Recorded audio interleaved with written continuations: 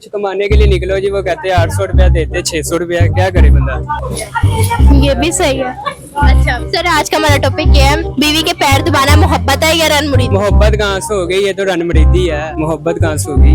रनमुड़ी कैसे? वो सारा दिन घर का काम काज करती है, बच्चों को संभालती है, थक जाती है औरत, तो उसके पैर दबाना मेरे ख्याल से कोई बुरी बात है। मर्द के लिए तो कमाने के लिए निकलता है, अब वो पैर भी ना दबाए तो फिर रनमड़ीदी हो गई है। मोहब्बत कहाँ से होगी। मतलब आप इसको रनमुड़ी कहते हैं? जी जी। और वो अगर आपके पैर दबाए फिर मोहब्बत है। वो फिर मोहब्बत है।